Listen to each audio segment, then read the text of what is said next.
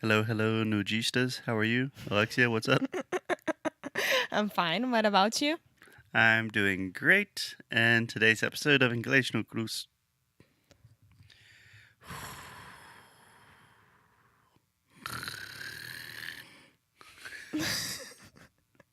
Is this going live? Hello, hello. This episode of English no Crujaju is brought to you by Cambly. Cambly is the coolest online English learning platform, 24/7 on-demand teachers from wherever you want, professional teachers, native English teachers, native English speakers. Guys, we have been talking about Cambly for a good while now. Yeah, and now they have a promotion for Carnaval. Ah, I didn't even know that. Yeah, Cambly's got a Carnival promotion. Go to Cambly.com, try out your first class for free. There's no reason that you should not do this. We literally receive hundreds of emails every day saying, "How can I improve my English?" Well, apart from listening to this show, you can apart go. from Sound School as well, you can go to Cambly. Yeah, Cambly's completely free. Completely free. One class, completely free. Go to Cambly.com or download the app and use the promotional code Inglês no Cru Podcast. Perfect, Foster. Perfect. Cambly.com, download the app, use the promo code Inglês no Cru Podcast. Let's get on with the show.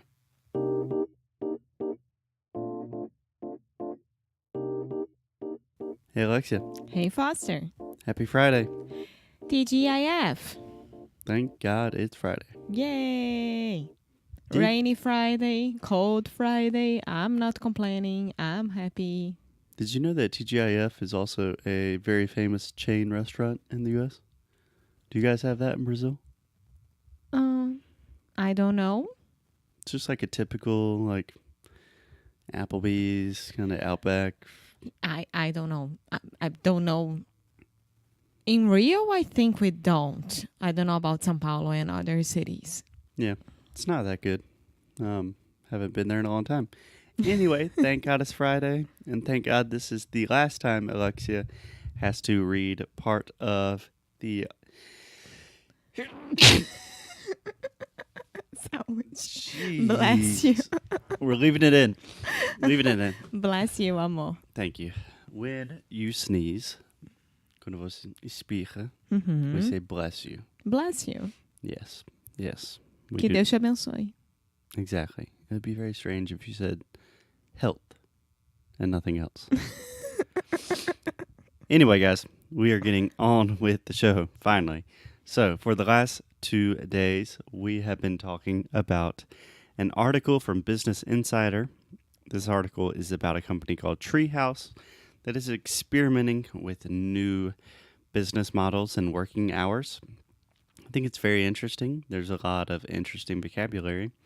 So, what we are doing, if you're just joining in today, is Alexia is reading a little bit of this. We're reading it together.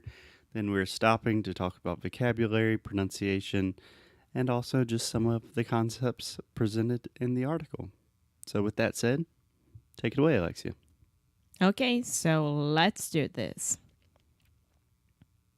And similar to the way Zappos is experimenting with eliminating traditional managers, Carson decided in July 2013 to get rid of management roles. Instead, each morning, employees decide among themselves which projects they will work on and how they will choose to collaborate. Okay, good. Still early, so maybe in the next paragraph, a little bit more intonation, a little more liveliness. But first question, do you know what Zappos is? No idea. Whew, you would love Zappos. Zappos is a very, very cool shoe company. Mm-hmm. They're one of the first online shoe companies. This is what I love about America. You don't hear me say that too often on the podcast. But Zappos, you can order as many shoes as you want, free shipping both ways.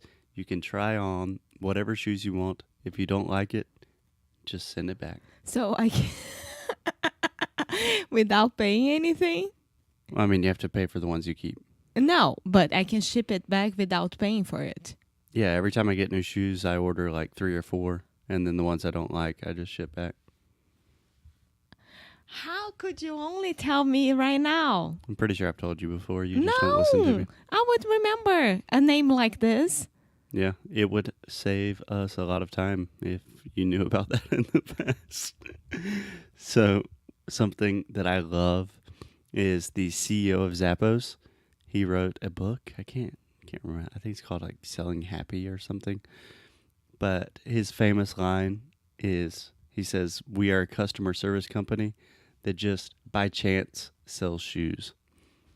So it's not about the shoes for them. It's just giving you the best experience. You know ever. that after this episode, I'm going to Google Zappos immediately. You could do that, or you could just go to Zappos.com. That's what I'm doing. Okay, either one. Uh. Okay, so Zappos is experimenting with eliminating traditional managers. Do you understand what it means, Alexia, when they say they decided to get rid of traditional management roles? Se livrar. Yeah, more or less. But not in a like horrible way, but to not have anymore. Yeah, exactly. It's just to stop doing it, to throw out, to throw away. You could even say like, "Hey, do we still want these cookies or are they old?" No, get rid of them. Yeah. Right? Pode se livrar, pode jogar fora. Exactly. Anything else in terms of vocabulary? Nope. Yeah, I think that one's pretty easy. Okay. Okay, just a few more paragraphs. Let's do it, Alexia. Carson told The Atlantic that a 4-day work week combined with a hands-off management approach is attractive enough that he's able to hire some of the top talent big tech companies vie for. Nice. Do you understand what vie for No, means? I took a chance here because if I said vie wasn't right at all, so vie would be the perfect one. Nice. That was a good guess. It was correct. So this is not super common, but vie for really just means compete for. And we almost always use that in terms of talent, especially with business. Like top companies are vying for the top graduates from the best schools or athletes. You could use that, but not super common.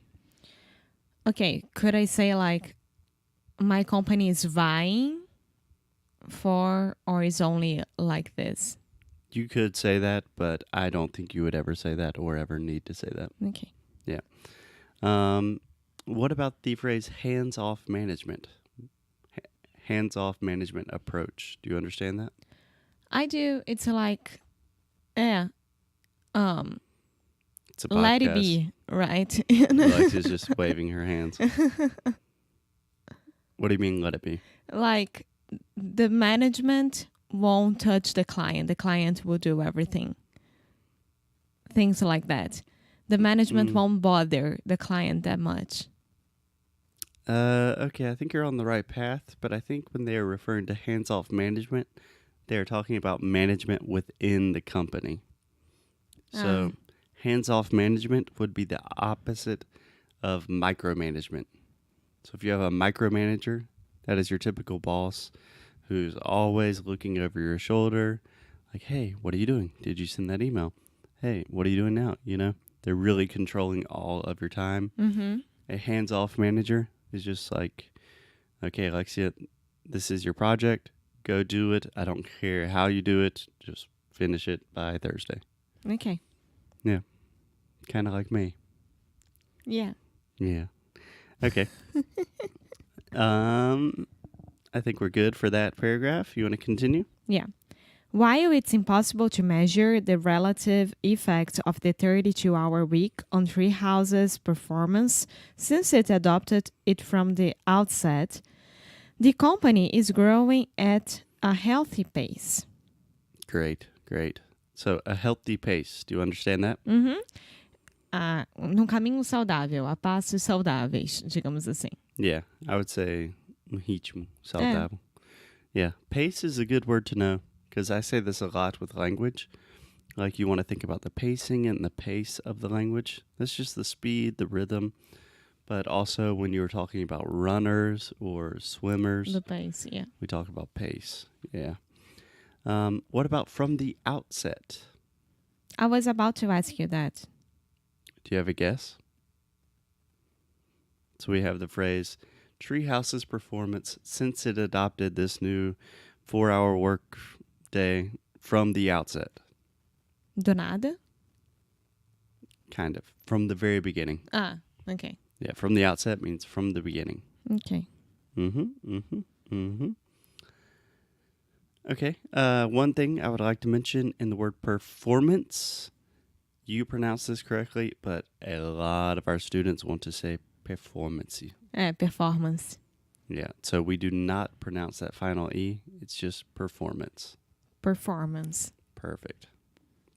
Okay, Alexia, 2 more paragraphs. Let's crush this thing. Treehouse has over 100,000 enrolled users and nearly 100% employee retention and brought it about 10 million, 10 million in revenue last year. It has raised 13 million from investors like Dig founder Kevin Rose and Kaplan Ventures. Kaplan Ventures. Kaplan Ventures. Yes. Okay, so where to start? Okay, 100,000. 100,000. Yeah. Really try to exaggerate the TH. I was hearing just say traditional T sound. So you're saying 100,000, but it should be thousand. Ah, tá. 100,000. Perfect. Do you understand enrolled users? Yeah. Okay, explain it to me in English. That people who are part of the company, like for us, Inglês de Cru, right? We have Sound School. When we enroll a student, it means that he's part of the Sound School now. Yeah, I wouldn't say part of the company, but part of the course. Yeah, part of the course. So in general, we enroll in programs, we enroll in courses, we enroll in school. Se inscreve. No? Yes. Exactly. I try to explain in English without saying se You did inscrever. a great job. Great job. Okay, it says they have nearly 100% employee retention. Do you understand what employee retention is? Uh-huh. And no one is get fired. Okay, no one is getting fired. No one is getting fired, and no one is asking for to quit the job. Yeah, or you could say no one is resigning. Yeah. Yeah, which I find that very hard to believe. Nearly 100% employee retention. Yeah. Yeah. This BS. Yeah, I think we can call BS on that one. Okay, we have the phrase that But he said nearly. Yeah, that could be 40%. We don't know. So this is a good phrase. It says they brought in about 10 million in revenue last year. Do you understand what they say with the phrasal verb brought in? No. Okay, so this just generally refers to money. And if you're bringing in money, that just means how much money you're making. Okay. Lucro. Yeah, well, here we're talking about revenue, not profit. Ah. But if you say, like, oh, how's your company doing? And you say, oh, we're doing pretty good. We brought in $50,000 last month. That just means we made $50,000, right? Yeah, I wish we could say that. We will. Buy Sound School, everyone. Help us to become millionaires. I'm sure with that very convincing business pitch. Okay, raised money from... Okay, I think we're good for the rest of that. Okay, last paragraph. Alexia, go for it. Carson told the Post that it's a matter of increasing his employees' productivity over the long term. If you put them in a race with someone for a month, and one works 60-hour weeks and one works 32, then yes, the person who worked 60 hours is going to get more done in that 1 month, he said. No, wait. I'm going to redo it this. Okay, start over. Yeah. Carson told the Post that it's a matter of increasing his employees' productivity over the long term. If you put them in a race with someone for 1 month and one works 60-hour weeks and one works 32, then yes, the person who worked 60 hours is going to get more done in that 1 month, he said. How about in 12 months? How about in 7 years? Perfect. Great job. Okay, let's do this. Productivity. Okay, so this is actually a subject of debate in English. I say productivity. Mm, So I'm using the schwa sound and just saying productivity. Right? productivity. Yeah. But So for example, one of my best friends, John, says productivity. So much easier. Productivity. Yeah, it kind of pisses me off. I just started hearing people say, productivity. You would never say, oh, I'm being very productive. But at the same time, you would say product. So there are cases to be made both ways. Productivity. Okay. Alexia, a couple final questions. Hey, Amo, seriously. Productivity? Is that right? The last part? Yeah. I think that my mouth is doing a lot more than it should. No, productivity. Okay. I say productivity. Some people say productivity. Okay. Tomato. Over the long term. Mm-hmm. Do you know what that means? Yeah. A longo prazo. Mm-hmm. Cool. What about in the final sentence? He says, how about in 12 months? How about in 7 years? E daqui a 12 meses? E daqui a 7 anos? Exactly. So how about is a great way to ask questions. Like, for example... Do you want to go to lunch? How about in 30 minutes? Yeah. Or how about Italian? Mm-hmm. Yeah. So you don't have to say, what do you think about getting Italian food? Say, how about? And if you want to be super American, really cool, you don't need to say how about, just how about. I can't say what about. You could. What about Italian? Yeah. No? More or It's less the same thing. Okay. Yeah. But what about a lot of times could be what about it. Like if you say, hey, Foster, look at that tree. That's what about it. Okay. It's like, daí, right? How about is like, que tal? Mm-hmm. Yeah. Okay, Alexia, I think that is good for now. We can give each other imaginary high fives. We will stop for now, and then we will do a couple of more exercises and talk about the actual article. Pelo amor de Deus. Perfect. Okay. Okay. We will talk to you guys soon. Bye. Hey guys, thanks so much for listening to another episode of Inglês no Rádio. If you like what we do, if you want to support the show, here's what you can do. Leave a rating and review on Apple Podcasts or Android, wherever you listen to the podcast. It really helps other people discover the show. And you can sign up for our VIP newsletter. So each time we release new courses, early discounts for Sound School, new worksheets, special discounts, the people on our newsletter are the first to know. So if you are interested in the things we are doing, go to inglesnuecru.com and sign up. And as always, keep up the good fight and lose well. Até já.